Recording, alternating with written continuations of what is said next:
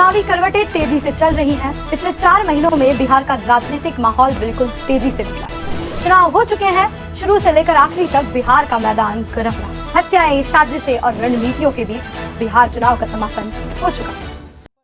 अब सबसे बड़ा सवाल है कि यहाँ किसकी सरकार बनने जा रही है। आइए बात करते हैं एग्जिट पोल्स की। क्या एक बार फिर नीतीश कुमार की वापसी होने वाली है या तेजस्वी यादव कुछ नया कर दिखाएंगे या इस बार कोई तीसरा खिलाड़ी मैदान ले जाए। देखिए, 4 महीने पहले जब बिहार में चुनावी बिगुल बजा तब हवा अलग थी। 3 महीने पहले जब पहला सर्वे आया था तब नीतीश कुमार की पॉपुलैरिटी करीब 31 से 32% थी। लेकिन अब एग्जिट पोल बता रहे हैं कि उनकी लोकप्रियता बढ़कर 44 से 46% तक पहुंच चुकी है। लेकिन बिहार की राजनीति में नीतीश की वापसी होती नजर आ रही है। देखा जा रहा है कि महिलाओं के बीच नीतीश का भरोसा कायम है, क्योंकि लगभग 45% महिला वोटर्स ने कहा है कि हम नीतीश के साथ। चलिए अब जरा नजर डालते हैं कुछ हॉट सीट्स पर जहां मुकाबला तगड़ा है और किस्मत दांव पर है।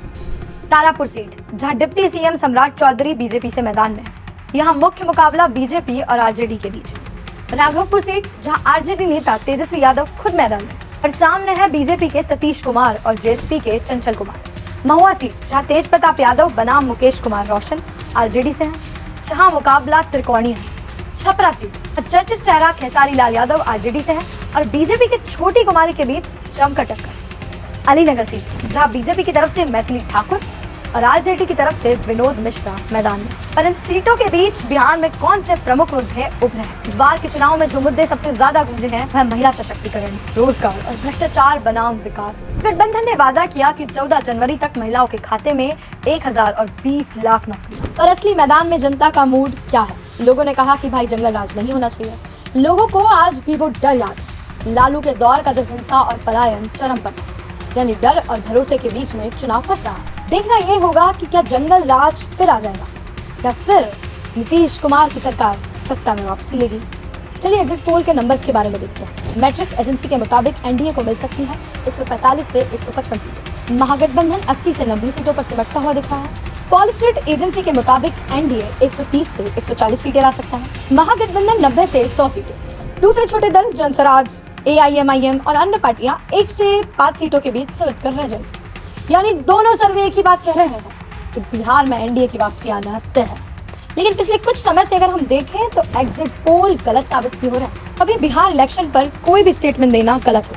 अब इन एग्जिट पोल को मैं आपको पार्टी के हिसाब से बता देती हूँ। बीजेपी 70 से 72 सीटें, जेडीयू 50 से 55 सीटें, मांझी 0 से 2 सीटें, एलजेपी यानी कि रामविलास पासवान की पार्टी 10 से 12 सीटें। वहीं महागठबंधन में देखें तो आरजेडी 70 से 72 सीटें, कांग्रेस 10 से 15 सीटें और जो लेफ्ट पार्टियां हैं वो 14 से 15 सीटें। अब बात हम एग्जिट पोल की कर रहे हैं तो जरा हम आपको एक बार वोट शेयर की बात भी बता देते हैं। एनडीए का वोट शेयर 45% हो सकता है, महागठबंधन का 40%, अन्य दलों का 16%।